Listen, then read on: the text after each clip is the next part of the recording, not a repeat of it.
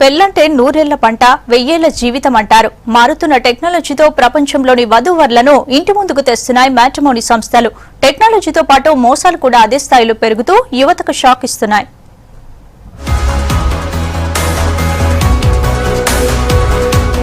ఒకప్పుడు పెళ్లి సంబంధాలంటే తెలిసిన వాళ్ల ద్వారానో బంధువులతోనో కుదిరేవి. కాలంతో పాటు మనం మారినట్లు మధ్యలో పెళ్లిళ్ల పేరయ్యేలా హవా నడిచింది. ఆ తర్వాత మ్యారేజ్ బ్యూరోలు పుట్టుకొచ్చాయి. ఇప్పుడు మ్యాట్రిమోనీలు క్రియేట్ అయ్యాయి. ఎంట్రీ ఫీజు లేదు, ఫారిన్ సంబంధాలు, వెల్ సెటిల్ ఫ్యామిలీలంటూ మెస్మరైజ్ చేస్తూ మోసం చేస్తున్నారు. కొన్ని మ్యారేజ్ బ్యూరోలు matrimony.coms చూపించే ఫోటో ఒకటి, చేసే పెళ్లి మరొకరితో అన్నట్టుంది. సిటీలో ఇదో కొత్త రకం దందా నడుస్తోంది. మార్కెట్ లో ఇలాంటి మ్యారేజ్ బ్యూరోలు చాలా పుట్టుకొచ్చాయని కొందరు కన్సల్టెంట్స్ ఒప్పుకుంటున్నారు. కొన్ని ఏం చేస్తున్నారు, ఇది వ్యాపారంగా బాగా చేసుకుంటే ఎందుకు చేసుకోకూడదు, ఇది కూడా బాగుందే ఒక వ్యాపారంగా అనుకుంటున్నారు. అన్ని వ్యాపారాలు ఇది కూడా ఒక వ్యాపారమే అంటున్నారు.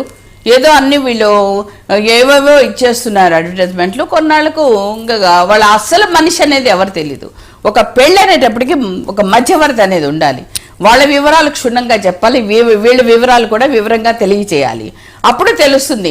మీరేదో మేము పేపర్లో వేసేస్తుంటాం, మీరేదో చూసుకోండి, లేదా మీరు కంప్యూటర్లో చూసుకోండి, మీరు పెళ్లి చేసుకోండి, మీరు మాట్లాడుకోండి అని అటు ఫోన్ నంబర్ ఇటు ఫోన్ నంబర్లు ఇచ్చేసి అదొక ఫిష్ మార్కెట్గా చేయడం అనేది మంచిది కాదు. మ్యాట్రిమోనీ పెళ్లిళ్ల తర్వాతే అసలు కథలు బయటపడుతున్నాయి. లాస్ట్ 1 month లోనే 6 నుంచి 7 కేసులు ఇలాంటివి నమోదయ్యాయంటే ఎంత ఫేక్ నడుస్తుందో అర్థమవుతుంది. మ్యాట్రిమోనీలో సంబంధాలు సెట్ చేసుకునేవారు తప్పనిసరిగా 1కి 10 సార్లు చెక్ చేసుకోవాలని పోలీసులు హెచ్చరిస్తున్నారు. జనరల్ గా ప్రజలు తీసుకోవాల్సిన జాగ్రత్తలు ఏంటంటే, first be very careful. Matrimonial websites ఉంటాయి, bharatmatrimony.com, ఇవన్నీ కూడా.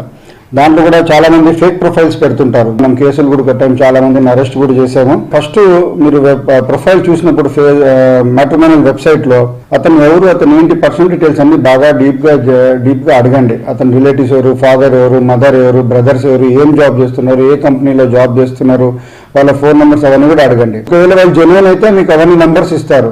జెన్యున్ కాకపోతే వాళ్ళు ఇమీడియట్ గా ఇవన్నీ మీకు డిస్కనెక్ట్ చేయడమో లేకపోతే మళ్ళీ మాట్లాడతాం బిజీ అని చెప్తారు. బిజీ లైఫ్ లో పిల్లలకు సంబంధాలు చూడటం పేరెంట్స్ కు పెద్ద సవాల్ గా మారింది. దీంతో మ్యారేజ్ బ్యూరోలు మ్యాట్రిమోనీలను ఆశ్రయిస్తున్నారు. కానీ వాటిల్లో నిజమెంతుందో అంచనా వేయలేకపోతున్నారు పేరెంట్స్. ఆల్రెడీ ఒక ఎంగేజ్మెంట్ కూడా చేసుకుందాం అనుకున్నప్పుడు అమ్మాయి సరిగా లేదు, అమ్మాయి తెలిసిపోయింది, నెట్ లో వచ్చింది, అదొక బ్యాడ్ అనుకున్నాం మేము.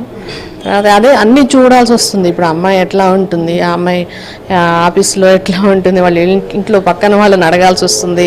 ఇవన్నీ అర్థం కావట్లేదు. సంబంధాలు అంటే ఇప్పుడు భయం వేస్తుంది మాకు. ఫారిన్ సంబంధాలు, ప్రొఫైల్ పిక్స్, ఆకర్షించే డేటా చూసి మోసపోకుండా అన్ని రకాల ఎంక్వైరీల తర్వాతే పెళ్లి సంబంధం కలుపుకోవడం మంచిదని సూచిస్తున్నారు పోలీస్ అధికారులు.